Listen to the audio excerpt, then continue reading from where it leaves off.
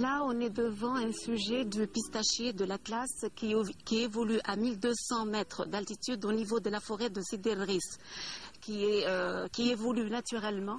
Ici, on est au niveau de l'étage bioclimatique semi-aride. C'est un arbre qui évolue donc naturellement au niveau de la forêt de Sidi El Riz. Il peut atteindre une hauteur assez appréciable. Les feuilles sont caduques. Là, c'est un arbre qui vient juste de commencer, il vient juste de débourrer. Le fruit se présente sous la forme d'une drupe noirâtre. C'est un sujet qui est très résistant. Il est très rustique et très robuste. Il résiste à des températures extrêmes. Et il est aussi très, comment dirais-je, il accepte tous les sols, donc des sols pauvres, donc il évolue le plus naturellement possible. C'est un sujet dont la régénération est très difficile. La régénération est très difficile vu que les graines trop huileuses n'arrivent pas à se conserver trop longtemps dans la nature. C'est un sujet quand même, comme je l'ai dit, il est très intéressant, qu'il faut réhabiliter surtout comme essence de reboisement dans les stations les plus sévères, aussi pour sa capacité de reconversion en producteur de pistache. Le pistachier de l'Atlas, le nom scientifique, c'est le Pistachia atlantica, qu'on appelle communément le btoum ou le btom en arabe.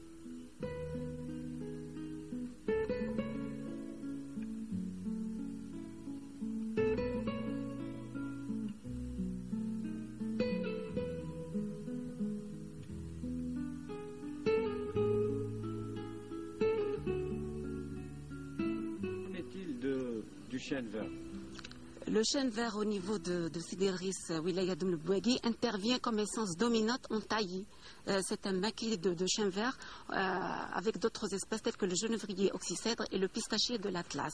C'est un arbre qui est de taille généralement moyenne, à feuilles persistantes. La fructification commence à partir de 11 ans. C'est une essence très très robuste et peu exigeante, mais dont la croissance est malheureusement lente.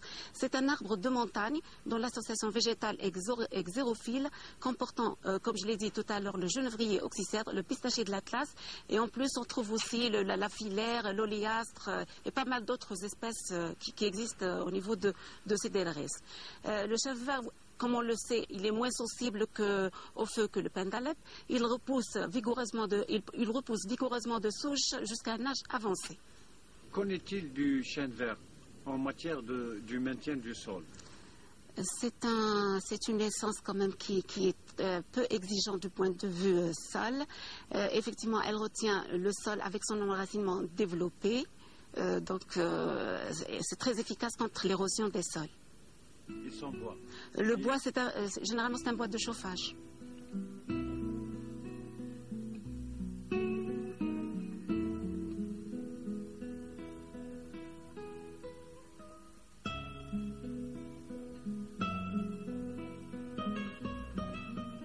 Le genévrier oxycèdre, appartenant à la famille des Cupressaceae, du nom scientifique Juniperus oxycedrus, est appelé communément taga.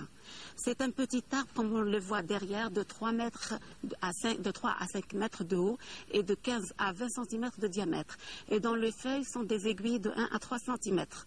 Le fruit est une baie rougeâtre, son enracinement est très développé.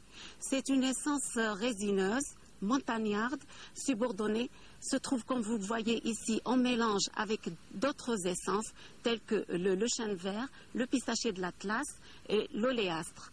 C'est une essence à tempérament très robuste.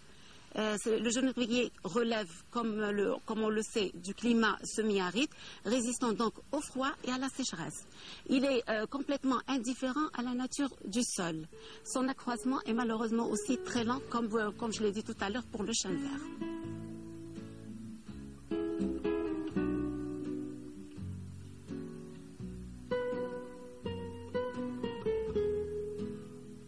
À moyenne altitude, des essences étrangères à cette forêt y ont trouvé un terrain de prédilection. Il s'agit du cèdre de l'Atlas, une espèce propre au mont des Aurès, évoluant surtout dans les djebels du Chilia et du Bellezma. La forêt de Rhys renferme également une riche flore, dont des plantes médicinales que tente de nous faire découvrir l'universitaire Sihan Hou.